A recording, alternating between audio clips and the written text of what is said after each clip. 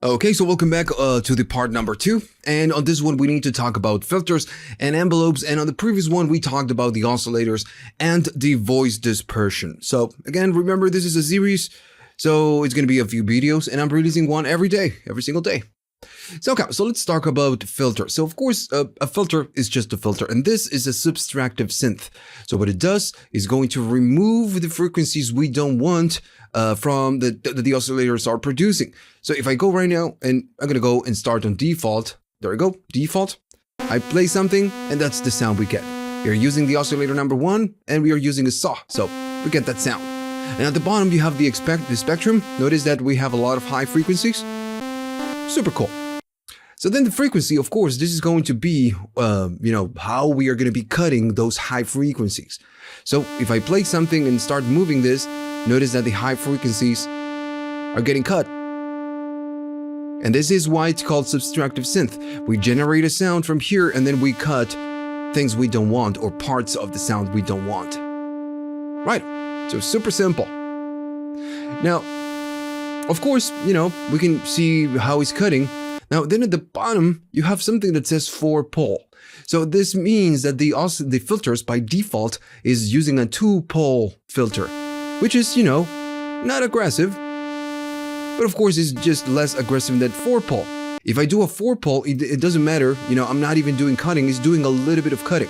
So the 4-pole is kind of a little bit more aggressive. And we can really hear the difference, and it sounds different. Of course, since this one, it's a bit more aggressive, notice that the volume changes. This is louder because we are cutting less and we are cutting more, and it's just, it goes down a couple of dBs. Right? So again, you have two different types of filter, which is something very, very cool on a very old synthesizer. Right? So cool. So then you get the resonance control. Of course, since you're cutting frequencies, you're cutting at a certain point of the frequency spectrum. So the resonance, what it will do, it will just create a bump on the cutoff frequency, on the breakpoint. So if I play something and go up on this one, notice that you start getting a bump right here. So this is the cutoff, like the breakpoint of the cutoff. So now if I move the cutoff, we get that, sweeping noise. Now the resonance is not super aggressive, and this again will change if you're using a different sound, a different pole. Right? So pretty simple stuff. This is something that you get with pretty much all synthesizers, subtractive synthesizers in this case, which is super cool. Okay, so pretty simple. Then you get the mod. We're gonna talk about the mod in a second, but I forgot to talk about the noise. You also get a noise. And again, I feel like I don't need to do a lot of explaining. It's just generating a noise, and it doesn't matter, that both oscillators are off. The noise will always play when you, of course, play something. And notice it's all the filter. It's also cutting the noise if you wish. All right, so pretty simple. I'm gonna go here, and then we have the mod. And right now we're going to start, we kind of start on the envelope with the envelopes, and we start kind of in the modulation kind of a section. We're going to talk about modulation on the next video, all this panel we have right here. But right now we're going to talk about this one because just knowing the oscillators, the filters, and the envelopes, you just can create a crazy amount of sounds. Okay, so the modulation will, this mod control will decide how, aggressive this envelope will, modulate whatever we are doing on the frequency. And if you don't know how this works, this is an instruction. So I'm going to go and just show you, and then I'm going to explain how this works. So I'm going to go to frequency at 50%, that's the sound. No resonance, mod at 50%. And I'm going to go and do a little bit of attack, a little bit of decay. I'm going to go and maybe do no sustain and a little bit of release. And I'm going to press a key, and notice every time I press a key, there is a movement. So this one, the envelopes and the mod are deciding how, far we go with the frequency. So what it's doing, it's going up and going down. So it's like us doing manually, right? But instead of doing it manually, we outsource that job to the mod control, to the filter envelopes. Okay. So now this section, this whole series of videos are intended for beginners. So if you already have a lot of experience with synthesizers, this is going to be a bit boring because I'm going to explain how an envelope works, in this case with a filter, all right? Okay. So what we want to do, the final task is to go play something, and this frequency needs to go up and then needs to go down. That's what we want to do. Every time we press a key, this goes up and then down, right? That's the whole idea. Now, of course, we need to provide the instruction with the envelopes, how we want to go up and how we want to go down. So the how it goes up is going to be decided by the attack control. So everything happens in time measures, right? So if I go to the attack, notice it says 2 milliseconds. That's the shortest, and it's very short. So if I go all the way up, notice that you can do 10 seconds. I'm going to go something that makes sense, maybe 1 second. So this means is if we are right here, whenever we press a key, this is going to go up, and it's going to take 1 second to go up, right? That's the whole idea. And notice this. We are getting it. Of course, if I go on maybe 3 seconds, it's going to take much longer. Super slow, but we get it. Right. Now, here's the rule. Everything that goes up needs to come down, right? We all know that rule. So we are going up, and at one point, when we reach the highest peak, we need to go down, right? So that it's what we're going to be doing with the decay control. It goes up, and then it wants to go down. So the decay, now it's all the way down. So when it goes back, it goes up, and then it goes back. It's super quick. It's just super quick because it's just 2 seconds. And we can see it on the spectrum. Goes up, and then goes down very fast. It's going down to the starting point. Goes up, and back. Up, and back. So what if we want to kind of slow that transition of going back? So we're going to go right here and we say, okay, so now it's going to take 1 second to go down. So now it takes 1 second to go up and almost, and 1 second to go up. So goes up and then goes down, and it's of course much longer. And that's how, we can apply movement to the filter whenever we press a key. Now, of course, you can go much shorter than this, and it will sound different, of course. Now, then we have the sustain, and, that's the rule was, and I'm going to go back to 1 second. The rule was everything that goes up needs to go down, right? Goes up and goes down. Now, what if we don't want to go down, right? What if we want to stay at some point? So right now what is happening with the sustain all the way down is going up and then going back to the same position. So what if I want to go up and then go down, but I want to stay right here, right? I don't want to go all the way down. I just want to stay at some point. So this is what the sustain is going to do. It's going to sustain it at one point. So right now we're going to go back. We go up and we go down. If I go up on the sustain, we can even see it on the spectrum. It goes up and goes down, but it's not going all the way down. And if I go up on the sustain, it's going to go up. And notice it's staying right here. It's not going all the way down. And as we go up on the sustain, it will reach a point, where it's almost never going down. Notice that the movement is just very little. Go all the way up on the sustain, and this is like disabling the decay. We are kind of turning the decay off because there's no going back. It's going up and staying up. Now it goes up, and we get no decay because the sustain is all the way up. So that's how the sustain works. All right. So then we have the release, and I'm going to go down on the sustain so we can have that up-down motion. And maybe, a little bit of sustain. So then we have the release. If I go all the way down on the release, we get that sound. And if I go all the way up on the release, we get the same sound. So what the F is going on? So at the bottom, we have the other envelope, which is the loudness envelope, the amp envelope. And this one will decide how the sound comes out of the synthesizer, right? It's like the main volume envelope control. So right now we have no release. So it doesn't matter what we do right here. We are just not hearing any release. So if we want to use the release on the filter, you need to provide some release to the actual synth. If not, this is not going to do anything. So I'm going to go press something. Nothing happens. I'm going to go right here and still nothing happens. But it is happening. So of course, this one will decide how long it takes to go up, how long it takes to go back to the original position. If we want to stay in between, into a different point, and then you get the release. And the release is going to be what's going to happen when you release a key. So we are pressing a key, holding, and then we release the key. And notice that the sound, it's not going all the way out. It's just kind of a fading. So this is what is happening with the release of the amp, but it's also happening with the movement of the filter.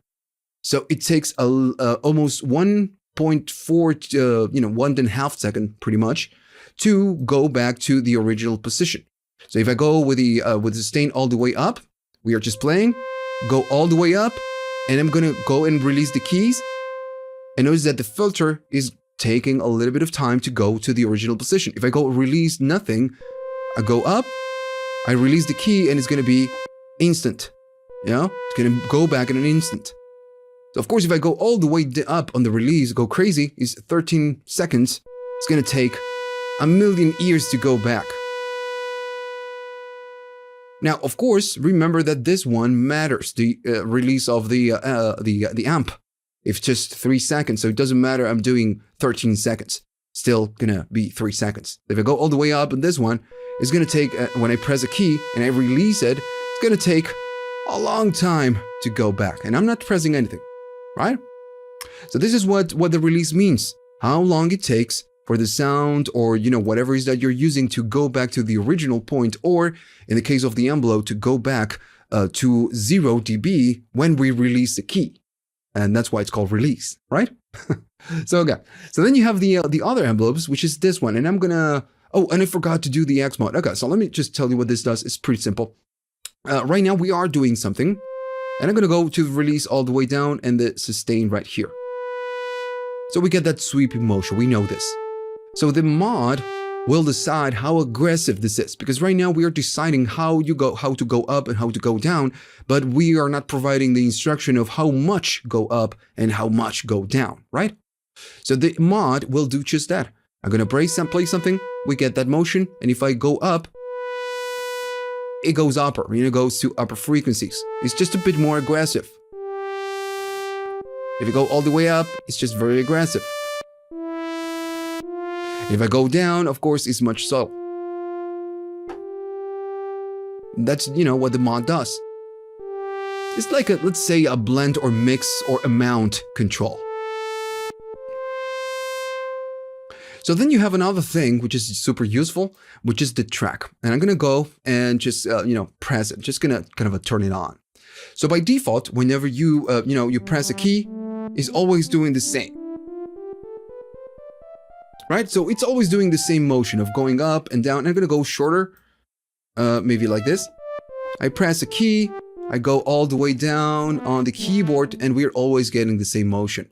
So with the track control, this is what we'll decide is how aggressive this mod is depending on which key we press. So if I go and press lower keys, it's going to do that movement. But as I go up, it's going to start getting a bit more aggressive. So it means that if I play higher keys, the mod is just a bit more aggressive, that this sweeping motion, whatever it is that we are doing with the envelope, is just a bit more aggressive. And on the lower keys, it's not going to be that aggressive. That's pretty much what it means. And on the Arturia plugins, whenever you hover, you're getting a description at the bottom. And it says the key filter key track. If active, which is active right now, the filter frequency is modulated by the keyword node value. So it depends on the node values, depends, how much the filter frequency is going to do the modulation, right? It's going to be less aggressive on higher keys. More aggressive on higher keys and less aggressive on lower keys. That's what it means. Now, this is something that you might or you might not use, right? I almost never use it. Depends on what I'm doing, maybe. Depends if I'm playing a melody or, maybe some chords, but it's something that you might want or you might not want when you're building a track. Okay, so we're pretty much done with all of this right here. All right, so I'm going to go back to default right here. Just go back to default, and we're going to talk about the attack, decay, and sustain and release. And we don't need to do the whole explanation again, because this one works the same as this one. Now, the only difference is that this one is for the envelope, you know, how we move the frequency control. And then this one will decide how the sound goes out. And in this case, we're back to default. We only have a saw right here with the oscillator number 1. So if I play something, that's the sound we get. But of course, what happens if I want, you know, a different sound? I want a release. Right now we have no release, or maybe we want to play a note and sustain it, which is what's happening right now. Or, you know, maybe I want to do a kind of a sweeping motion with the volume, and this controls volume. So for example, I'm gonna go sustain all the way down, release all the way down, decay all the way down. So everything is down. If I press something, we're getting a click. And it's because we are providing we're saying, dude, everything is down. So it's just cutting the sound right away. That's why you need to provide some instruction right here. So if I go to decay, it means that the sound will, you know, the volume will go up, and at one point is going to go down. If I press something, volume goes up and then down. And it takes a little while. And of course, the decay will decide, you know, how short is going to be to go to full silence. So again, the principle of how this works is the same than this one. If I want to let's say I want to go and provide a little bit of attack, as soon as I play a note, the volume is going to kind of ramp up.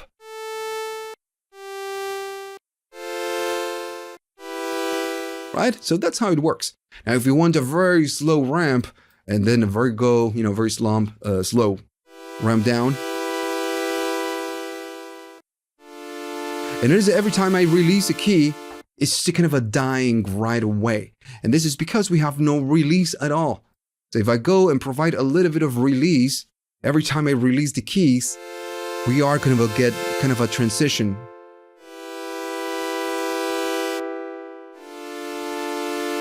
Now, the other thing is that we have no sustain. So it's going right away. So if we provide a little bit of sustain, remember how this one worked with the envelope.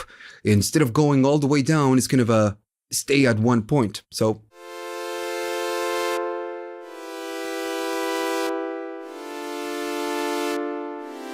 right. And if, of course, you want to disable the decay, you go sustain all the way up, and the decay is going to be like, you know, disabled.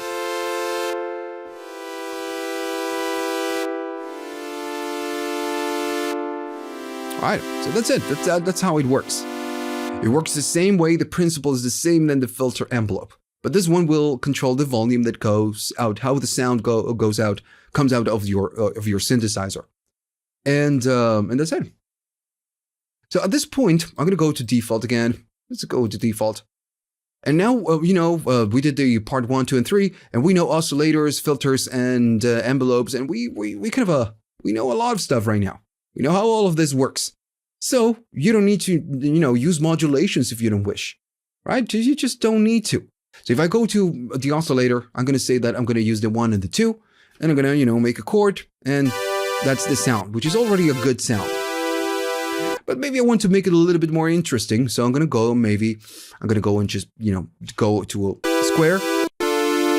Sounds a bit louder, but that's fine. We are already doing a little bit of detuning, but we can, go further in this one, and it will just make it a bit more interesting. What if I want a little bit of noise? So I'm going to go and do a little bit of noise. So what if I want to go right here, just do a little bit of cross modulation to get a fuller sound. Right, and you're getting something. What if I want a little bit of movement with the attack and the decay and, with the filter envelope? Just I want to do a little bit of movement. I'm going to go do a little bit of resonance. And I'm going to go and say when we press a key, it's going to take this amount of time to go up, then to go down. And I'm going to go maybe down on the sustain, just like that. And if I want a little bit of release, I'm going to go and provide a little bit of release. So now we get a cool sound. Maybe I'm cutting too much because we are not getting a lot of high frequencies.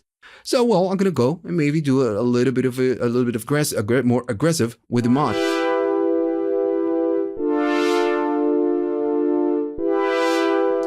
And you already get a good sound. And notice we are not using effects. So whenever you are kind of sound designing, you're doing a sound, making a sound, or designing a sound in this case. Sometimes the sound is going to be a little bit dull just using the synthesizer with no effects. So the real, sound comes when you use effects. So I'm going to go to the advanced. We are going to talk about the advanced in a few sections, but you already get some effects right here. So if I do a little bit of reverb, a little bit of, delay, and a little bit of chorus, and I'm not changing anything. I'm using the default values. And we're going to do a chord. It sounds amazing.